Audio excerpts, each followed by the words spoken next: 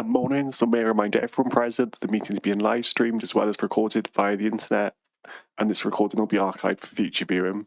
If participants wishes to speak, please can they raise their hand in person.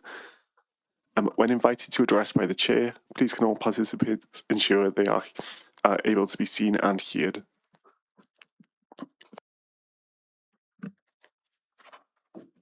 Thank you and welcome to this morning's meeting of the Senior Management Appointment Committee. We will start with the part 1 section of the agenda, and then later on we will move into part 2 for the main business of the meeting, which will then go into private session. So agenda item 1 today is apologies for absence. I know that Councillor Eddie Williams is running late. Hopefully he'll join us. It's due to traffic and weather issues. So hopefully he'll join us before long. If not, we can add his apologies. Everyone else is here. That's fine. Item 2 is the minutes of the meeting held on the 2nd of December. Can I take those as an accurate record of the meeting? Yeah, I'll second those for the record as well. Nobody's disagreeing, so that's fine. Agenda item 3 is declarations of interest, and if so, the nature of such interests. I haven't been advised of any. No. So that's okay. Nobody's indicating in the meeting.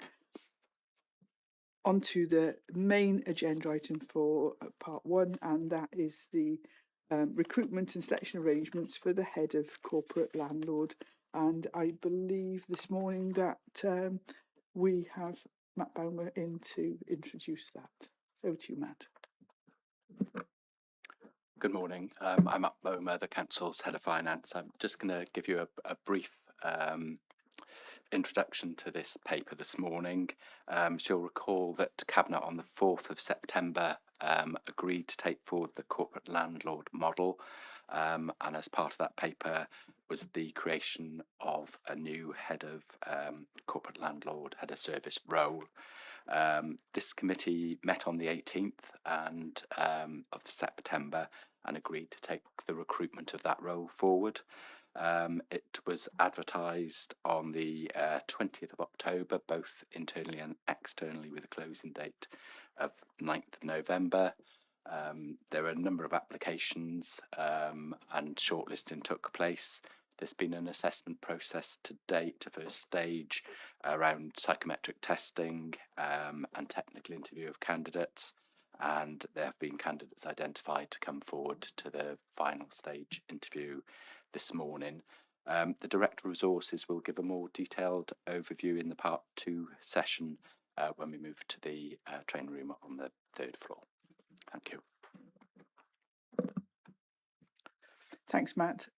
Yes, the arrangements, as it is laid out in the agenda, sort of section 2, key issues for consideration, is talking about the process that we'll go through once we move into part 2. So that's fine. The recommendations before us today are to conduct interviews in relation to the post of head of corporate landlord, to make a final determination to appoint a suitable candidate. We always need to put in, if possible. Ian, over to you. Sorry, Chair.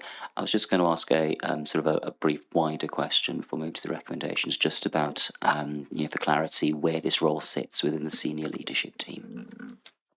My understanding, well, actually, Matt, do you want to answer that?